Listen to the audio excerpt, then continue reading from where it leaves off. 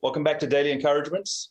Today, we are going to be talking about Jesus and the 10 Commandments. And it's going to be through the lens of Jordan Peterson's 7th chapter in his book, Beyond Order. It's called Rule 7, work as hard as you possibly can on at least one thing and see what happens. So without going into the details of the book just yet, Jaden and Charlotte, each of you, what's one thing in the last year that you've worked hard at and seen what's happened? My floral business. What's happened? It's been growing. So I have 20 odd customer now, like constant, and I have one-off clients. Can we do that again? Because I'm talking about too much. Can you ask that question again? No. I've got to shut up. I think it was a good amount of details. No, that's good. That's perfect. One-off. Good. So is this also something you've been working at? Or is this something Jaden's been working at? He didn't work at that. He's working at you keeping your sentence short.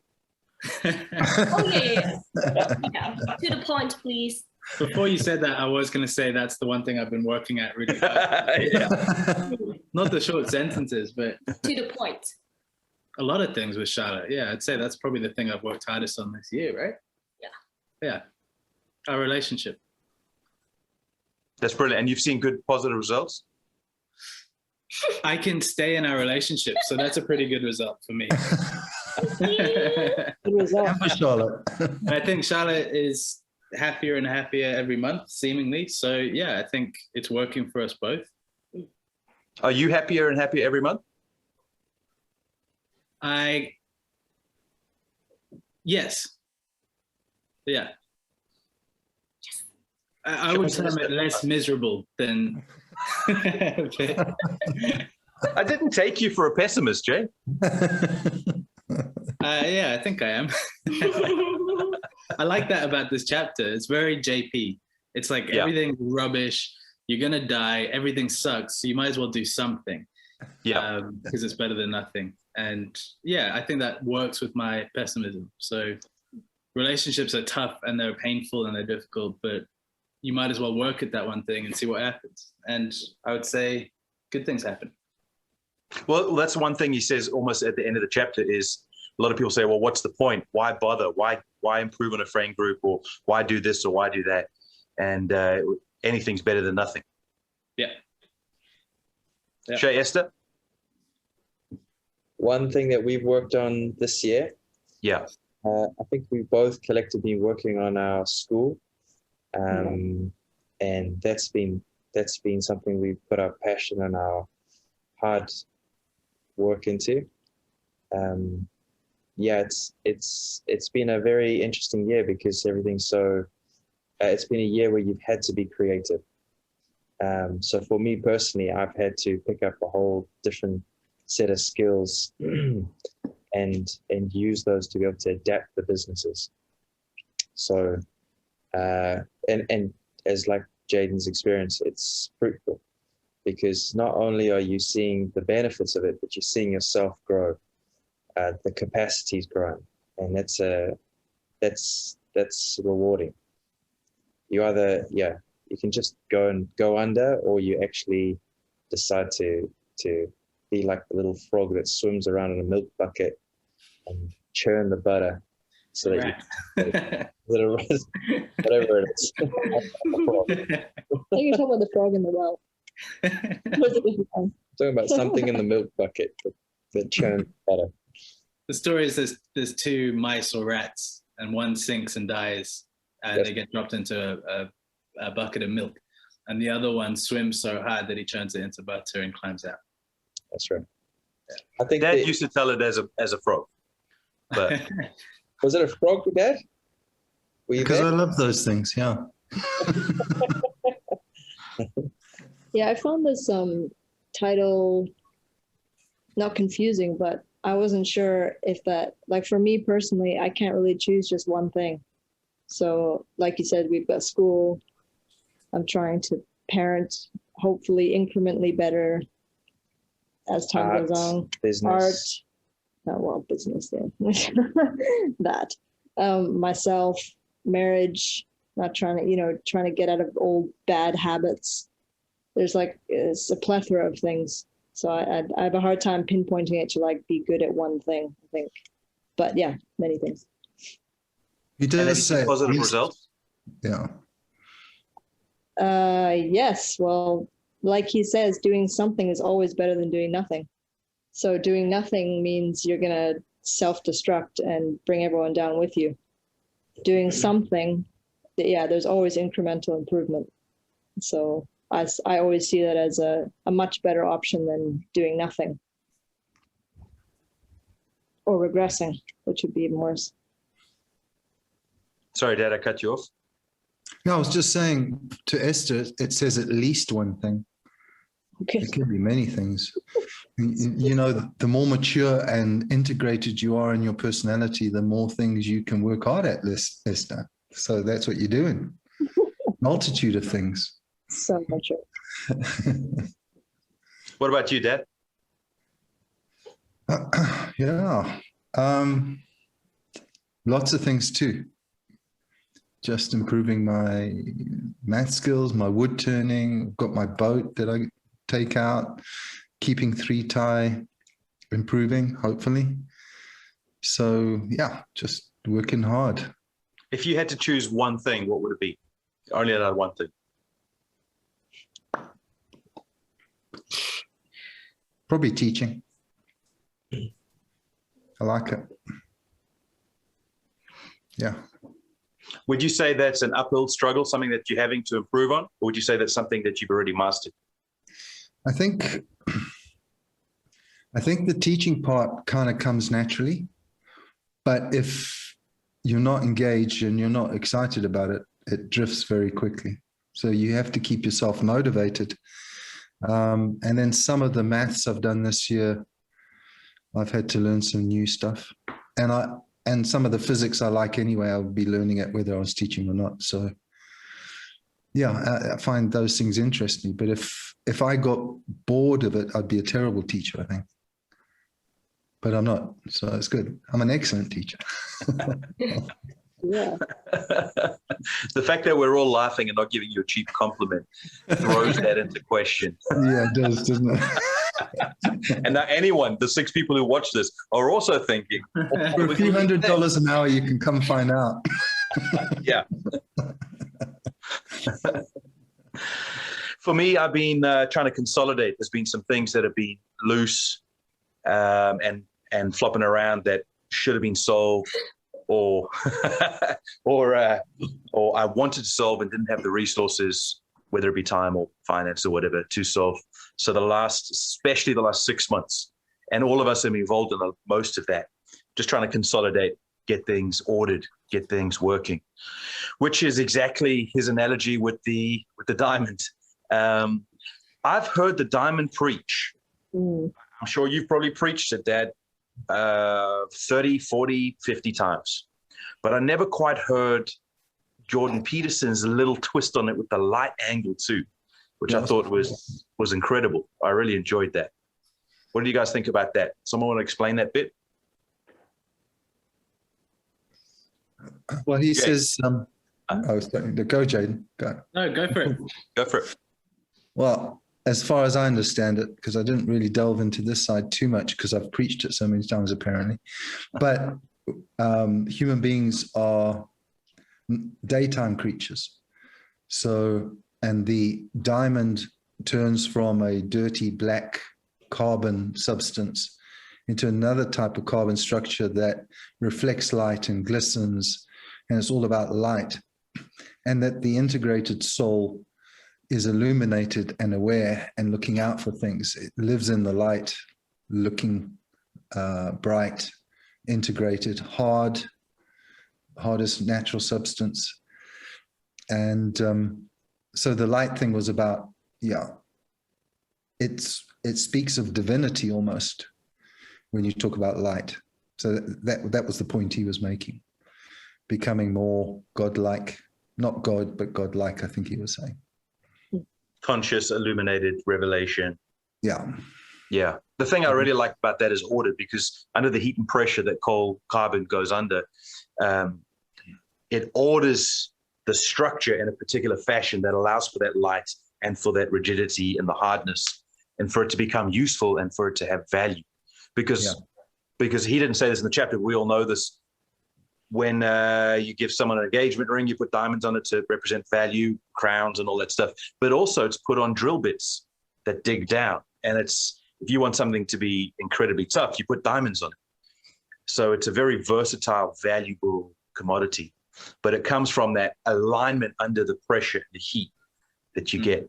And I've always found it amazing that graphite, which you find on the end of your pencil, or lead pencils or whatever, and diamond are exactly the same substance, but the configuration is what makes the usefulness or the value so vastly different.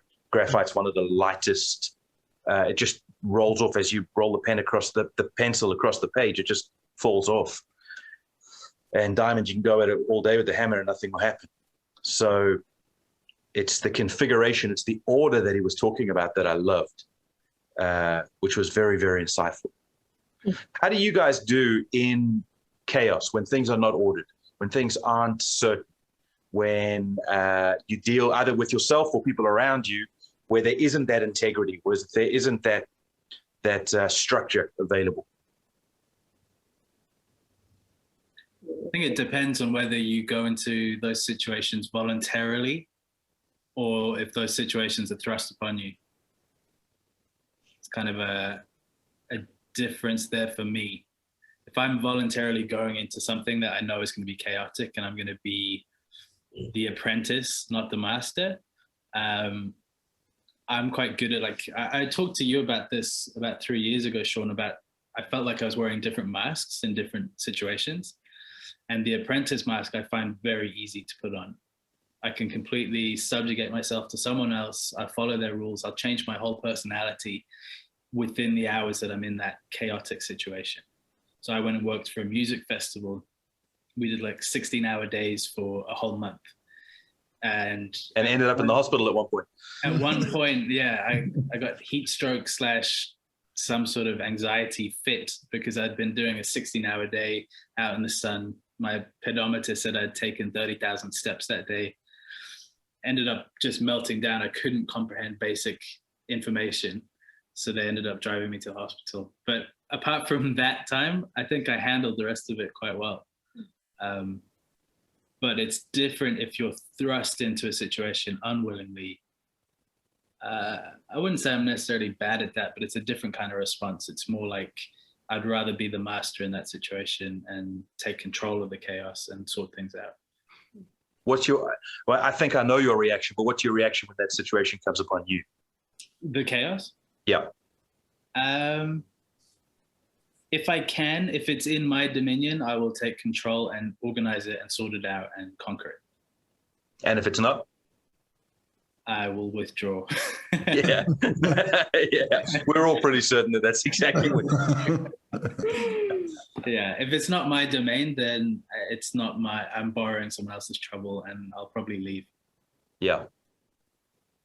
In the light of Peterson's chapter, you still think that's the right thing to do? Oh, that's a good question. I don't know the answer to that. I'd have to think about that one. What do you think? I'm almost the opposite to you in that situation where it's thrust upon you, because I feel hyper responsible. And so even if it's not my issue, I will take people home when they're drunk out of their brain, even though I was telling them don't drink and stop now. But I'll be the guy who takes people home. I'll sort out financial trouble that was never my problem, even when I warned the people don't do this. And I just feel responsible. So I'm trying to learn, and I think I'm making some progress, but I'm trying to learn to not pick up responsibility that isn't mine. Where all of those for me, by the way. Yeah, but there's a difference. There's a difference between doing it because it needs to get done, just because you need to be a good person, you need to do good things, and then empowering someone in their habitual self-denigration and people around them. Yeah. And I will do good things, and we will all do good things. We've all done that. Jaden, the person sitting next to you, maybe you want to share a story about that. We've all done those things. But it's people then will take advantage of that. And then you become the victim by your own actions, by your own free will. You become the victim of that over and over again. And so I'm trying to learn, actually, when is it not my responsibility, when it's not my job. And I hate these words, but sometimes you need to say them. I need to say them. It's not my job. I never got people into this mess. Why should I pick it up? Yeah. And one of the things that I find most taxing is when I can't solve a problem, and then I'm stuck in that limbo of unable to, because I don't have the authority, it's not my domain, and I can't solve it. But then the person who can, who has the will or has the responsibility, won't make the decisions to solve it. And I won't leave the scene of the crime. Yeah. And so I'm learning to go, okay, well, you sit in your own crap. Which is tough. I've got a question. So exactly to that point, the previous one of the chapters, the chapter 4 says opportunity lurks where responsibility were abdicated. So how do you draw the line between those two? I think you hit the nail on the head, Charlotte. That's exactly what Jaden and I are. I think on the other side of the fence of each other, and I think I'm moving closer towards Jaden. I don't know if Jaden's moving, and I'm not even sure Jaden should move. But I'm moving more towards Jaden's side of the fence. But there is something about picking up responsibility that isn't yours. I don't know. There is things that open up because of that. I can do that. You know, the whole, what was her name? What was the English comedian? Catherine. Tate. So she'll get into big trouble in that. And I've certainly hit trouble before. But there's something good about people who are able to say, yes, I'll give it a go. Let me try. But I think then there's also the maturity to identify whether the person in charge will allow you that room or not. And that's much harder. Much harder. Chaotic people, they want what you want. They want the right results. They're just not aligned. Their atoms and their molecules haven't allowed the pressure and the heat to form them in the right order, to use Peterson's words. But they want the diamond. They want the value. So when someone else steps into place to produce, they'll take the production, and because they have the authority or the rights or it's their domain, they'll take credit for it too. So when you're in that situation and you're responsible and you take it with both hands, you also got to be prepared to not take the credit, to not take the reward. Yeah. And sometimes that's appropriate, and sometimes you get your hand burnt and you learn. I think either side of the fence, it's a good conversation to perpetually have and to learn, okay, these are the kind of situations that I can actually produce and I can be beneficial. And these are the type of situations where I'm enabling and I'm actually making bad behavior worse. It's a good thing to have in mind all the time, I think. Where are you with that, Shep? It's funny you're talking about this. I had this scenario this week. I won't go into details, but it was a particular lady that looked like it was going to be great to work with, and everything on paper seemed like it was going to be great. And then as we explored the options and different things, chaos arose. And I had to make a decision. Do I go down this route or not? And so I'm a curious person. I'm curious about people. Bi-curious. Yeah, try curious. And I think definitely you see patterns in people. So there's past experiences that I've had where I go, that person reminds me of this person, and I know what chaos smells like and looks like. So I'm getting a little bit older and wiser and starting to see patterns. We call them red flags, and you can see it where it's going to lead. But I'm curious because I want to see. I have that ability to separate my emotions and my feelings and you know the tension, and I want to see how far this will go down the road. And so this week I was pushing buttons, seeing things happen, and there was a point where I said, all right, I'm out. That was that. and I don't feel any stress or anything. Once I make that decision, it's done. But on that route, there's a little bit of tentativeness, and it's that whole thing of like, do I get stuck in here? Is this the right battle to fight? And sometimes it just takes time to just walk down that road, see all the red flags, and then smell the roses and get out of it. And sometimes, yeah, I'll get the thing of, no, I've got to walk this line and walk this through. But Jaden's right. It depends on whose ground it is. So even today, there was things happening in the learning center, and that's my turf. So I've got to step all over it and make it in order. It was basically a bunch of kids doing what they wanted in the center. And I had to come and sort it all out, and parents and every teacher and all that kind of stuff. And then we got what we wanted. I got what I wanted. And that's just being part of, running your own turf. But I think I'm in the middle between you and Jaden. I think Jaden, in the past, not recently, but in the past, is the one to hightail it. And Sean, maybe in the past, maybe still presently, you're the one who keeps picking up responsibility. And it's just funny because I think I have both elements to me, but I'm probably more on Jaden's side than Sean's.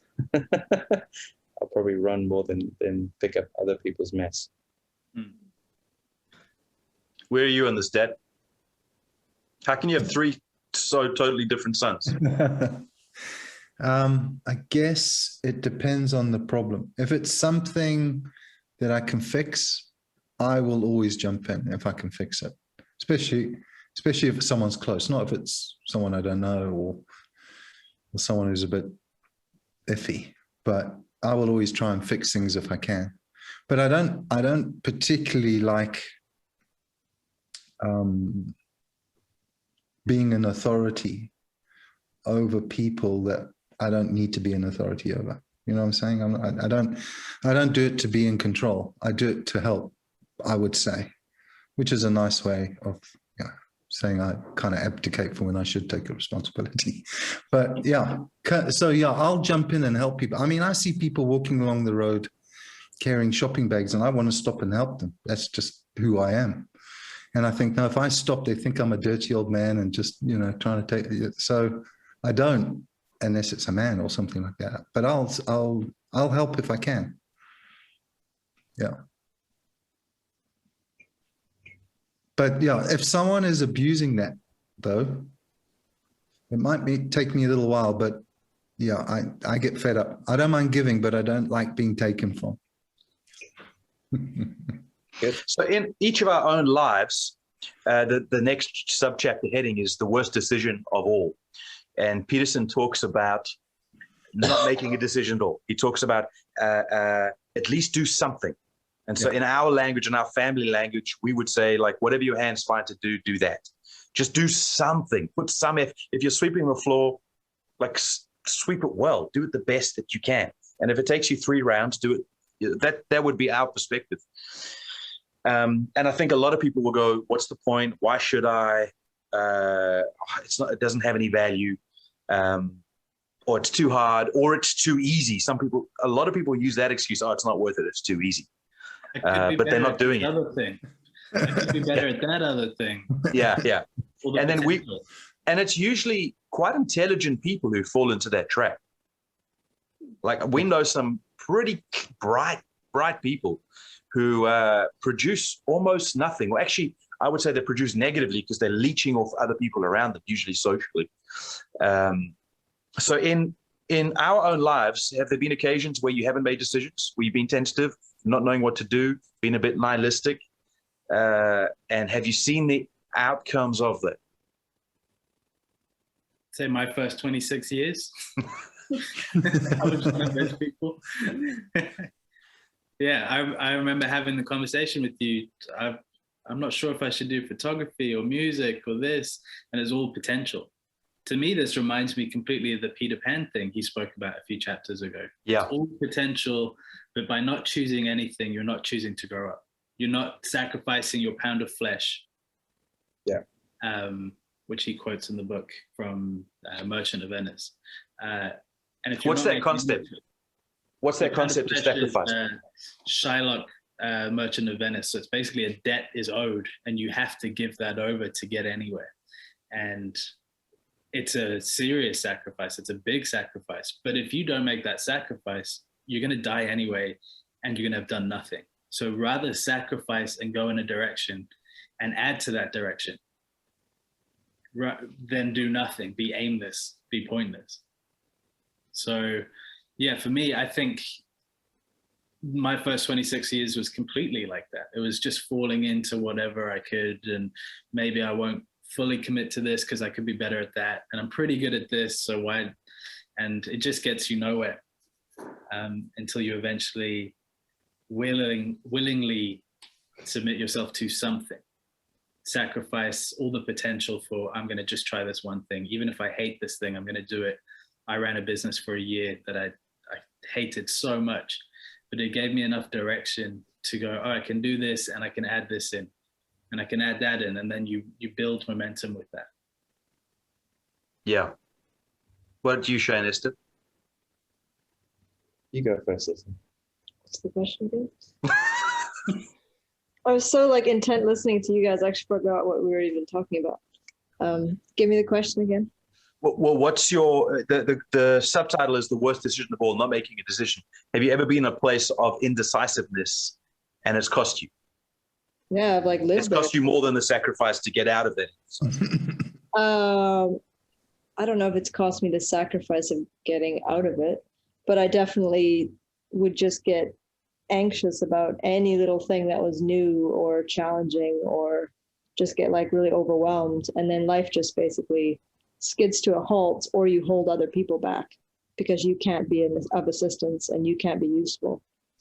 So I've definitely experienced that. And since dealing with essentially anxiety, I've actually been able to be a lot more useful and actually go forward with things and be more helpful. So that's How did you deal with that anxiety? Were you too nervous to talk about it? I do lots of deep breathing and staying off sugar, and doing a bit of fasting seems to help. And yeah, deep breathing is also like kind of like meditation. So starting the day with some good surrender. And the preach from last Sunday was very good. Forget the former things. That's always a good thing for me to remember, to forget old patterns and to realize that life is new every day, and to embrace the fact that it's not the same and that you can step out of old patterns and change the way you've been thinking. So for me, it's quite an internal process because I'm quite internal. So yeah. You won't mind me mentioning this, but in our first maybe 7-8 years of marriage, Esther would always come round the mountain again and say, but what am I supposed to do with my life? She'd always have the same, and she'd go, oh, well, what am I supposed to do? And Esther's very talented. She's amazing at music. She's got a credible voice. She's very artistic, great at baking. She never took up any of the ideas I gave her. I kept trying to solve her problem of just start a business or do this or do that. You were trying to monetize your wife. That's what you were trying to do. I still am. That's why we've got lightnative.com. I don't know if I'm ready not really ready for monetization, but I'm working towards it. But the moment that I stopped trying to help her and I let her get to the end of the road and basically start making decisions.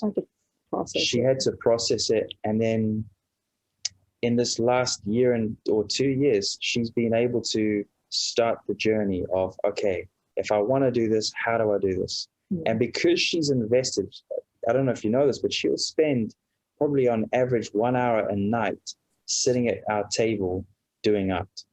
And it helps her because it's an outlet, but it's also a form of dedication. And as she's done that, and she's consistently done that, she's been able to grow an Instagram, and she's been able to just connect with other people who are like-minded. And you can see the fruit of that, because now it's not something that she's trying to do, it's something that she is. And that's just the part that I think it's incredible to see the change in her. because before it was this recurrent theme of what am I supposed to do with my life? And now that question has never come back up again No. because she's on a journey. Oh. She's on. That's true. I do remember that question. That's funny. When you mentioned it, I couldn't even remember what you're talking about. Yeah. Yeah, that's not a thing anymore. That's funny. I think I've really embraced the whole concept of process as well, that I just see every single day is a very slight move forward to the end goal. And that's why I'm really enjoying jujitsu as well, because that's the same kind of thing. You're getting incrementally better, incrementally. And I actually really enjoy process because it's actually not a lot of pressure, which I don't naturally like a lot of pressure. So I'm actually very good at forming a habit and sticking to it and being consistent, because it actually is quite in line with who I am. So yeah, I'm actually really enjoying. I don't have to see it as I've got to make this really big leap to become amazing, because that's used to hold me back. I'm quite perfectionistic. So it's like if I couldn't do it well or thought I couldn't do it well, I just wouldn't even start. So now I've very much taken to heart the concept of no, every day is just a slight move towards that direction. Even if you can just do one thing, just print one t-shirt this hour. Okay, you've made a move. Just make one more post. Just do something really small. I mean, Peterson's all about that small movement, and I love that. So that's what I've embraced. That's brilliant. Charlotte, have you found the same sort of thing where you're making small little improvements to your business that you've seen over time make big differences? Yeah. So I want to get back to your first question, which is, do I have the experience of like being Indecisiveness? Yeah, like in the flow. Absolutely. First 24 year of my life, similar to Jaden. Yes. So I don't know what I'm good at. I don't know what I want my job to be like. I don't know where do I want to live. I don't know who I want to hang out. And I just take on whatever I can. So it's not like I'm going anywhere. I'm anything, but it's not like a specific thing that I want to be. So I was all on the flow, but I'm happy every day because there's no pressure and I'm not failing. I'm just having a normal life. And then since I have a goal, I do see improvements and progress from the beginning to now. I think I have grown the business and myself. So it's good. Sure. What about you, Dad? Have you ever been in a place of indecisiveness or Yeah, what's the point? I'm kind of the glass is half empty in my personality, actually. So if I'm going to take on something, I always look at what can go wrong rather than what can go right.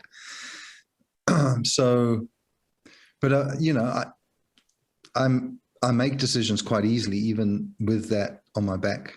I found that big decisions, being connected to God, if he says do it, I just do it. And that's made me make some big decisions that in my own personality would have been out of the ballpark for me. Just wouldn't have, that's probably the wrong expression. It was out of the field of play for me. So, but yeah, I used to worry a lot about failing. Kind of affected my ego a lot, to the thought of failing. So as a true perfectionist, I wouldn't attempt some things because I knew I'd be okay, but not very good. So, but that saved the family from having to listen to me practice my piano or drums or something.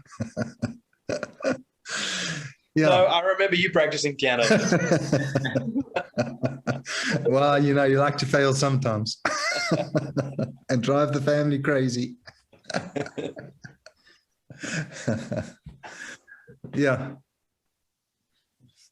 I don't know if that What answers. about you, Shad? Yeah. Did we ask you? Sorry, did you say me? Yeah. Did we ask you? Yeah, I think there's been moments in my life where I've just taken my foot off the gas and I've just coasted. and I've just put up with, just happy-go-lucky. I'm a sanguine, so I'm always happy. I wake up happy. It irritates Esther that it's okay all the time. I'm always like glass full. I got deep sleep for half an hour before I get there. I wake up and I'm like ready to go. It's like not a thing for me. But with that comes the like avoiding goals, avoiding targets. That's why it's so interesting doing this diet challenge for me, because I know that the 10 weeks is going to come up and I know my number is going to be set and I can't avoid that.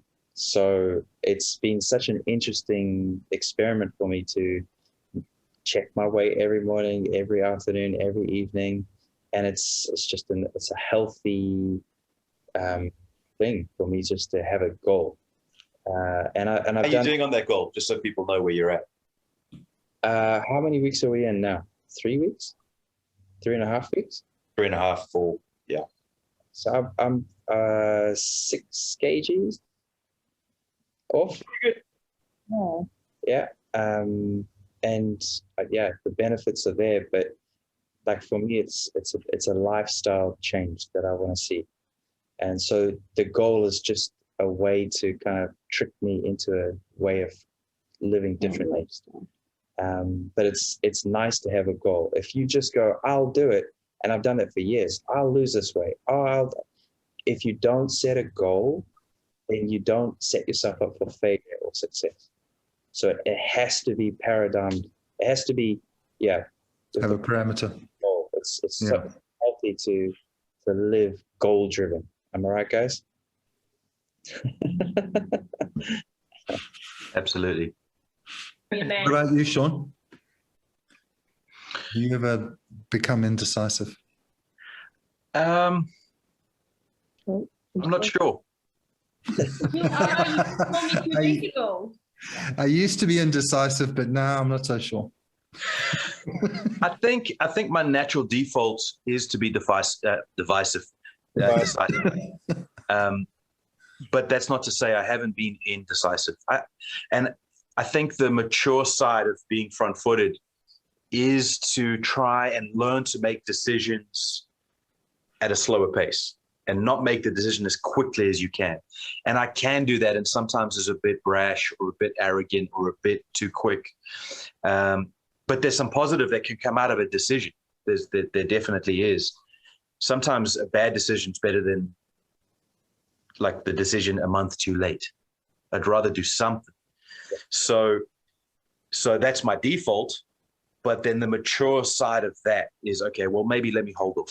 So I'm trying to get better. And I think in the last 4 or 5 years, I've got better at going, let me think about this. I'll get back to you. And then in that space, you can make better decisions. But I wouldn't say I've been very indecisive. I don't know. What do you guys think? Do you think I'm indecisive? No. Genuinely. I mean, I think you're decisive. You have like a general direction, and you have ideas coming up to support that, and then you feel good to go and push it forward a little bit. Although the other day you said, I can't decide on the Amazon thing with the toy, but we sit down and we push it through. It's like 15 minutes and you make all the decision that we have to. It's good. I think you are decisive.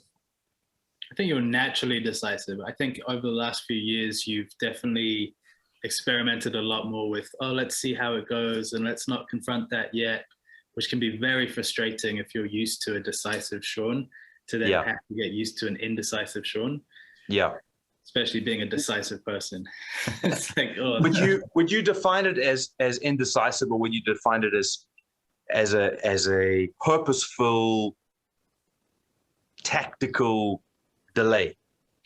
When I'm angry, I define it as weakness. When I'm reasonable, I would say it's a tactical, well thought out delay. Yeah, and sometimes it is weakness. Sometimes I'm too nice, of course. But I would say, I mean, I don't know what you think, Shay, but generally I would say I'm decisive. I'm trying to learn. Sorry, go for it, Shay. also think you're quite moody, Sean. So What? I think you're quite moody. And I think you have the ability to make snap, rash decisions that sometimes aren't always well thought out. But in the last 4 or 5 years, I think you've done a very good job of allowing yourself the process time to think it through and basically come to terms with what you're feeling so that you understand what's coming into this decision. And there are definitely times where I know a few of us have gone, Sean, just make the decision, but you've purposely known the decision mustn't be made. And maybe that's part of the process. It's good. Do you know where I learned that from? No. Ragnar Lothbrok.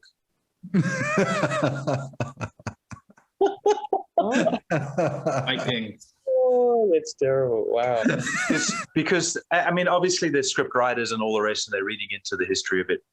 But in some of the scenes, I mean, he was this young, hungry, very ambitious young Viking who was going to the edge of the world and beyond the edge of the world. And so you love that tenacity. So I'm not so young now, but maybe 10, 15 years ago when it came out, you feel young, you identify, yeah, I want to conquer, I want to pioneer. And then in about season 2, 3, 4, whatever, down the line, you see him sitting back and you watch him watching the politics and the things play out. And I looked at it, I was just so intrigued because I identified with the pioneering nature of who he was, and that was very well communicated in his rise to the top. But then I saw and this is Jordan Peterson's chapter, him go from subjecting himself to that process, but then as a master, he actually broke some of those rules. And so watching that, it inspired me to think beyond boom, boom, boom, boom, boom, boom, boom, and just going as hard as you can. And sometimes there's tactical withdrawals, and sometimes you take your foot off the gas just to see what happens. You could make the decision. That's the problem. When you have an ability and you just use it over and over and over again, you don't develop other tool sets. You don't develop other abilities.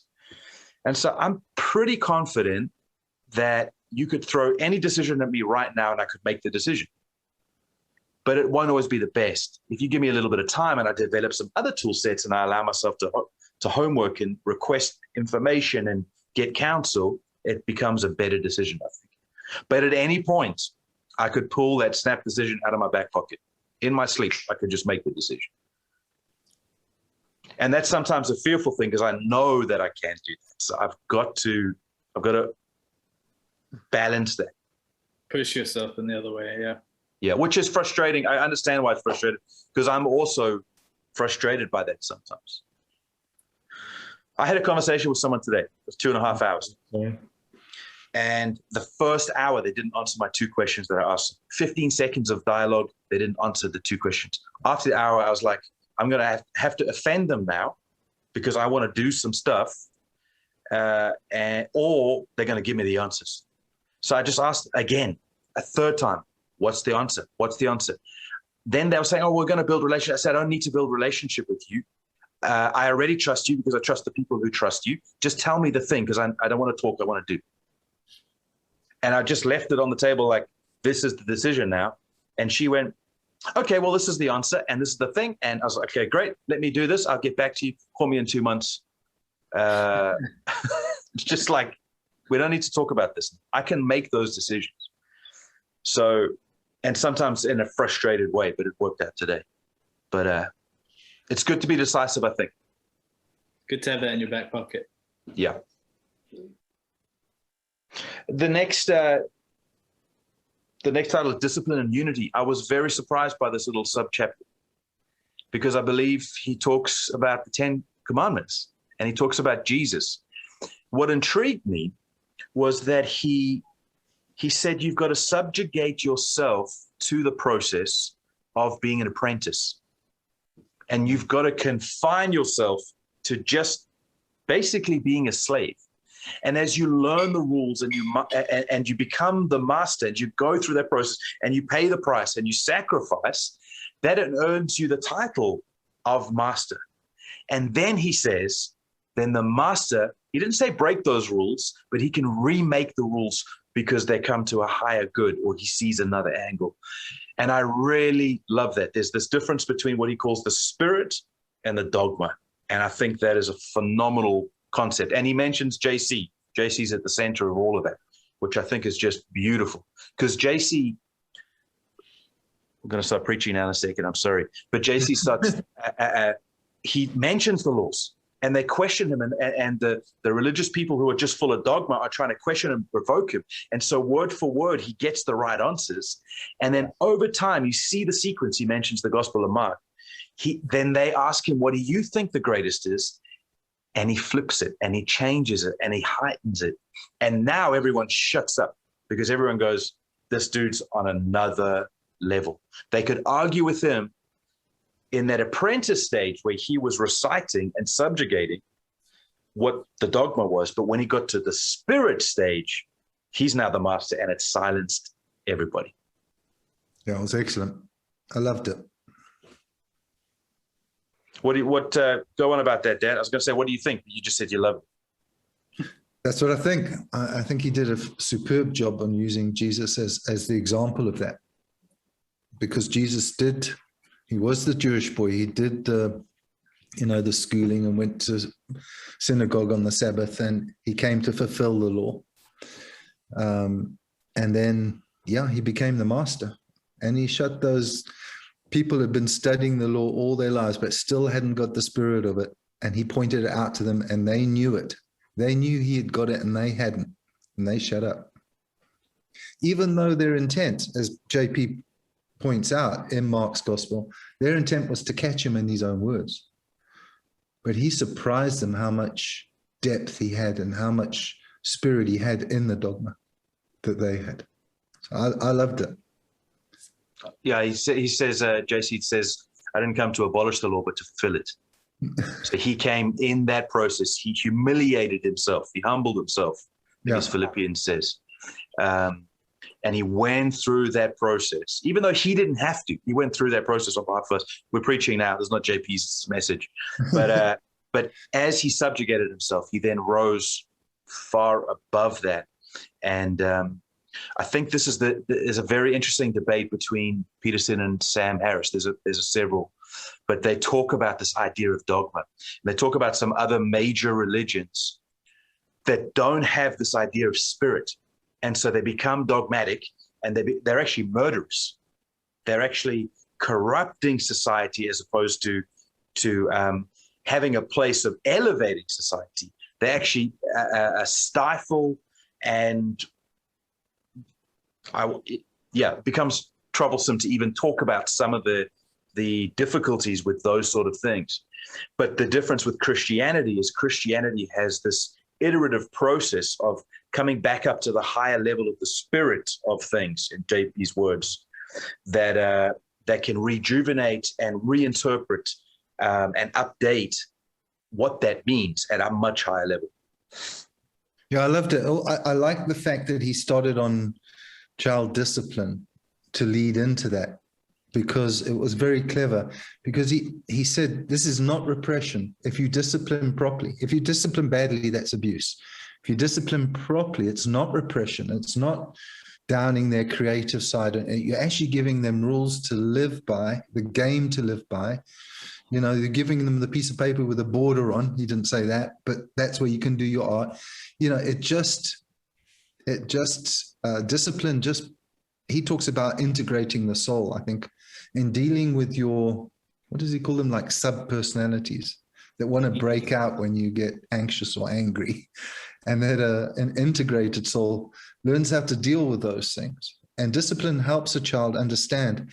Doesn't make them less aggressive or less creative. It just makes them more controlled in how they play the game, so that others will include them in the game, and they can then win at the game, because they can be aggressive and competitive without isolating themselves, because they're jerks, So I liked all of that.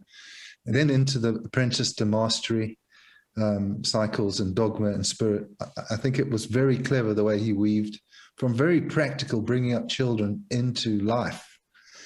Into society. Says all Western society, and even mentioned Eastern society and Buddhism, is built on this rule set, clear rule set that everyone understands. Yeah, that's right. How can you play a game without rules? You can change the rules if you make, if you become the master at it, then you can say, okay, we'll change this rule, make it easier for you guys or more understandable. But that's only, yeah, you only get to that stage because you've upheld the rules. That's right. You've understood them. You've lived by them. You can win the game at that. And then you say, okay, this is the new game. It's brilliant. It's so insightful. That's why JC could change the commandments. And they say, what are the greatest commandments? He mentions 2 fresh commandments. They weren't the top 2 of the 10. They were new commandments. Yeah. Yeah. And he's the only one who could fulfill the 10 before. I mean, JP's preaching some stuff I haven't heard Christians preach. Yeah. Brilliant. That was very good. Another level. Seamus and Esther, how do you guys, because Judah is 8, almost 9? Oh, no, 7, almost 8. 7, almost 8. How did you feel reading through that chapter about rule sets and integrating kids into communities and all of that stuff? Yeah, I would agree totally that the family is the bedrock of civilization. And you see that play out in a family dynamic. As a parent, all you want is your kid to not just survive in the world, but to be successful. And you understand that they need to have a role and they need to play that game. You're very conscious of the fact that we've only got so many years to get these boys ready for life. And when the training wheels are off and they're out of the nest, we've got to be able to look back and go, they've got what it takes to play this game. And so as a parent, you're constantly thinking, we even had a conversation this morning, what's the value behind what we're trying to achieve with this rule set or this goal? And so you're talking about spirit and dogma. Sometimes as parents, we get stuck in the dogma. Well, that's a rule. That's what we do. But you got to come away from it and go, well, what's the spirit behind that? What's the value behind that? Where are we leading towards this? And it's the pressure, right? As a parent, you feel that intensely because you love them so much. You can very often your kid has the same weakness that you have, so you know what it's like. You know how it feels. And so you've got to approach it with, being able to love them. And as you said, Dad, it's not trying to inhibit them or take away. You're actually trying to make them more free. Yeah, like it's exactly what I was going to say with something from before, but we've got a very competitive child. But if you don't learn how to play the game, you're never going to win the game. So you have to develop that skill set, and you have to have that repetition and that kind of muscle memory for how to execute and then how to strategize and how to win the game. And so we keep on kind of reiterating, if you don't learn how to do it, if you don't practice, you're never going to actually win. You might win by chance once, but you're never going to have a consistent, winning streak, or actually the ultimate winning of knowing how to navigate life. And it just reminds me of, you guys have heard of Jocko Willink, the Navy SEAL. And one of his really great quotes is, discipline equals freedom. You have to be disciplined to gain freedom, because without the skill set, without the process, without the learning, you'll always be limited and you'll always have a ceiling over your head. And that's I think a big thing with kids is like learning, like this, every chance we get to play the game is practice. And with every bit of practice, you're going to expand, you're going to grow, you're going to have a chance to actually win. But you have to go through that process, and you have to discipline yourself and not throw a tantrum, so that you are accepted by society, so that you are integrated, so that you are asked to play. There's so many levels to that. So it's taught me a lot about, not just making rules, but what are the values behind it? And how do you get free in the process? Why is discipline freedom and all that stuff? Yeah, it's great. Just another side note is he talks about how, I think it's like the age of 4, you're supposed to have all these things ready. I don't feel like we 64 ready at 4. I feel like we've only Um, just started. But I will say that it's what's interesting in the last few years is that we're starting to see other children be part of that process. So we've got our little school, we've got all these boys together, and it's not just our kids, it's everyone's kids starting to a little mini society, and there's confrontation and there's jealousy and there's disagreement and there's all these things. And we as adults, the authority, are watching it play out on the playground. And it has a big effect on them as this whole year's gone by. You've seen them all grow together, and I think for the positive for all of them. So it's a very interesting thing when they get to this age. Yeah, It's an interesting idea to link the master and the apprentice to raising kids, because in some sense we've all seen it, and I even did this the other day. Is you see the parents shouting at the kids, "Stop making noise!" and actually they're making the loudest noise. And there's, in some sense, you have to mature through a process before you can help someone else to mature through a process, which every master has matured through. So you said, Seamus, you said it was very interesting. You said most of the time the problems or the issues that your kids have are because you've got an issue.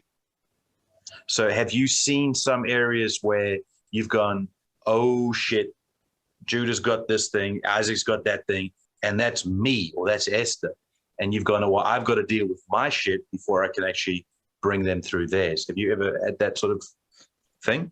yeah. Well, I think it's kind of obvious when you look at our sons. Our oldest looks like Esther, and our youngest looks like me. And the youngest, I think, also has a lot of my personality. Can I put up the photo that you sent to the family this morning? No, I won't. I will say there's parts of my personality. I used to lie so much when I was young. I would lie about things that didn't even matter, but I lied because I just lied. And my You young, enjoyed it. I can smell it. Like his face doesn't move. Esther gets duped by it all the time, and I can see it straight away. Look at you. And what the weird thing is I enjoy it. It's like I go, ooh, that's a little bit of me in there. But obviously lying is evil. It's something that's not part of the game. We discipline that. We make sure we do it. But it's like I understand it more. For the oldest, when I discipline him, it's absolutely new territory for me. It's something that's probably been my biggest growth in my life, is trying to decode and understand this human being. At the same time, trying to understand Esther, because a lot of the things are interlinked. And I think, yeah, a lot of time you go, ooh, this is something that we really need to pay close attention to, and need God's help in desperately big time. Because sometimes as parents you feel overwhelmed, like you just don't have the answer. So you go to your parents and you go, what do I do? That's the humility I think you need to keep. You can't have a dogma in that situation. You can't have this works and this is what we do, and you have to be able to. You have to have spirit. Like Jordan Peterson says, the spirit blows from one way and goes to another. Where does it come from?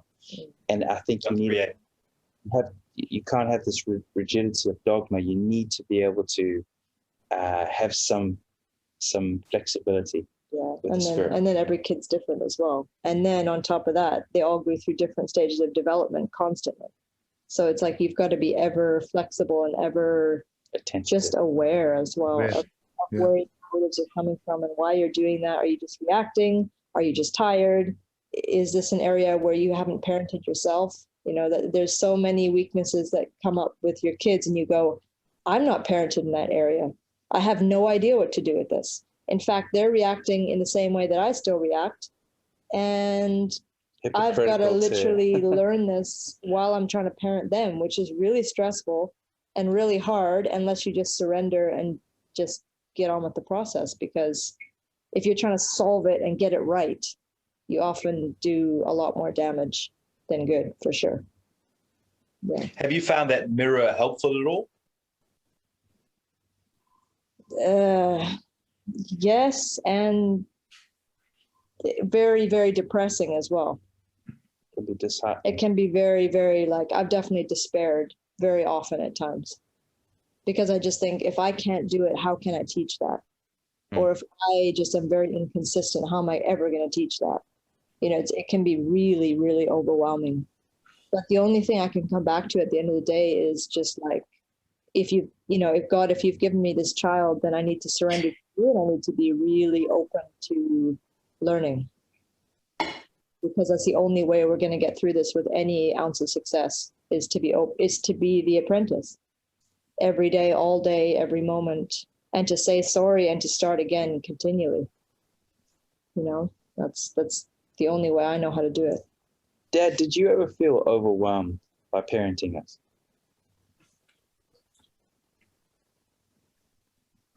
No, I can't say I remember any time I felt overwhelmed. But then I had your mum, and she helped me a lot. I think if it was up to me and I'd had some other wife, you never would have got a spank, any of you. Because of just... You would have been perfect. You would have been awful. Your mum has made you who you are. Yeah. I just enjoyed it, basically. I love roughing and tumbling and just seeing you guys grow up. Your mum took the burden of guiding you and coming up with... Because she always said, we're not dealing with these boys, 8-year-old boy, we're dealing with a future husband here. Or we're dealing with a future company owner, or whatever it is, or preacher, or whatever it was at the time. We're not just dealing with an 8-year-old. So it's not about, are you doing the right thing? It's, have you got the right attitude? You could be doing completely the wrong thing, but if you had the right attitude, that's fine. You know what I mean? Or you could be doing the completely right thing with a stinking attitude. That's not so fine. So she came up with all those values and ideas. She had a very good background too, as far as that was concerned, about being integrated in your soul. And yeah, so credit to her. I enjoyed the process, so I never felt too overwhelmed, except perhaps when I made decisions which made it very financially uncomfortable for us as a family. And I would worry that I'd made the wrong decisions and wouldn't be able to feed you. But other than that, I never felt overwhelmed.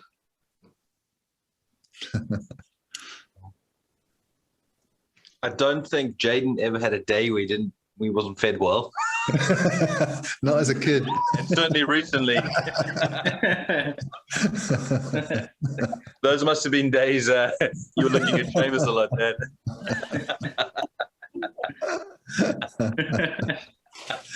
Just for context, everyone, Jaden was a chubby little boy. Pull up the picture.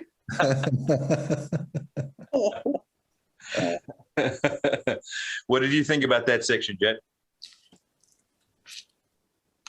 Are you talking about the commandments specifically, or the apprentice and the master? Apprentice, master, take it anywhere you want to go. To me, that's classic JP. That's the biblical lectures. You got to rise up through the hierarchy and then transcend it. And that's the eye above the pyramid. And that's the thing that can transform the hierarchy itself. And that just makes me so excited to think about that. So for me, reading that part, that was awesome. And being the Piaget thing of you want to play the game in a way that you can be invited back to play it, I think is genius. And I somewhat talked to Esther about that tonight. To some extent, we were rolling together in jiu-jitsu. And she said, I just want to hit you, because I was crushing her in this one move. Bite you. Yeah, she wanted to bite me. That was it. She was like, your leg's right there. I just want to bite it. And I'd had the same feeling in jiu-jitsu and pinched John once. And what it made me think when I was reading this chapter is it's exactly like that. Sometimes you want to break the rules and just get your own way. And that's a little tantrum that you want to have. But if you break the rules, that guy won't want to roll with you again. And you're going to suck at jiu-jitsu. Yeah. But if you can calm yourself and you can breathe and you can lower those cortisol levels, you can think and go, what are my options here?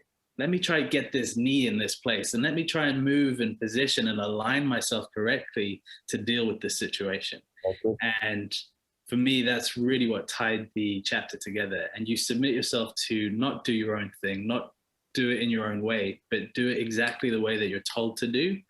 And in 10 years, you're going to be a master, and you can make your own rules and make your own ways of doing things. So I love this chapter for that reason. So, Can you explain that, the concept of music, Jay? Because most people think that music is just creative and you can just wear your hair and whatever style and wear tie-dye and now you're creative. How does music work in that regard? To me, music's a great example for all things in life. When you get really good at it, you can have fun and you can break the rules, and it's pure creation. And people that are good at painting have experienced the same thing. When you get good at jiu-jitsu, I imagine it's the same way. You just have fun with it. But the only way you get to that mastery level is through absolute rigid practice and rules and learning everything and submitting yourself to this. And things do have meaning. And there's a reason you should play A minor this way and not that way. So for me, I started learning guitar at 15 with my friend Toby, and he told me this is the chord. And I didn't have a chance to play it in a different way or something, because Toby would say, stop, play it like this. And this is the pentatonic. And then we would just go through that together hand in hand. Once you learn that rule, you realize, oh, that's a great rule, but I can do it in this way and it sounds just as good, and I can have fun with it in this way. But you need to learn and master the rules before you can dispense with them. Good. And now, like, I can pick up a guitar and play with anyone in the world and completely dispense with what I know and use what they're playing. But I can only do that because I mastered a certain amount of rules in the past. And that's where creativity gets really fun. That's when life gets fun. But you needed that heat and the pressure. You needed to be properly aligned first. And I remember sitting with Toby, that was heat and pressure. I was nervous to mess up in front of him. Same thing in jiu-jitsu. You get nervous to mess up in front of people. It's literally heat and pressure. Those are the two things that are going on. And if you mess up, you're going to get choked out. If you don't tap, you're going to pass that.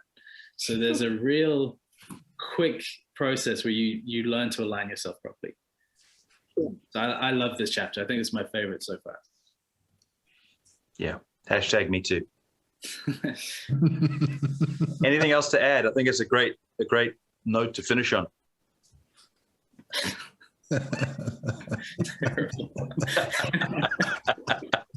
Once you've mastered the English language, baby. Have fun with it.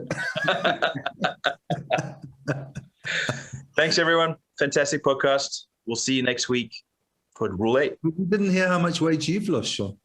yeah, come on, Sean. Oh, yeah, and Jaden. It's a secret. Nice. What week are we in? With 3 weeks in? We're almost week 4. Sunday will be week 4. Okay, I'm ready to start. That's what I'll say. Seamus and I lost a little bit of weight and hit the plateau. Jaden just started on the plateau. Now, I lost about 4.5, and I've put on about half and just plateaued. But what I'm noticing is I'm feeling a bit lighter. I've had a few compliments recently, people saying you're losing weight, but I think my body's just shifting a little bit. Jaden and I did some weights about a week and a half ago, and I can feel that changing. So it's the right direction, but the scales isn't agreeing, but my body is feeling like it's going in the right direction. So I'm imagining in the next week and a half, I'll lose another 2 kgs. So it's good. It's going well. It's nice to have the goal and the focus, but what's even better is having the competition. That's what's driving. Play the game. Yeah. A little bit of pressure. I noticed Seamus on Sunday looked annoyingly a lot thinner. He was wearing a shirt that he hasn't worn in like 4 years that I gave him.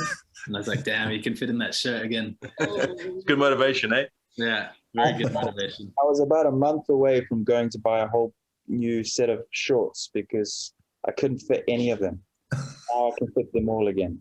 So Seamus, I've done that about 3 rounds. So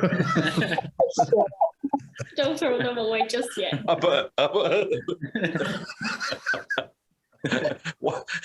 Yeah. Anyway, thanks, guys. We'll see you next week. Bye. Yeah. Bye. Bye.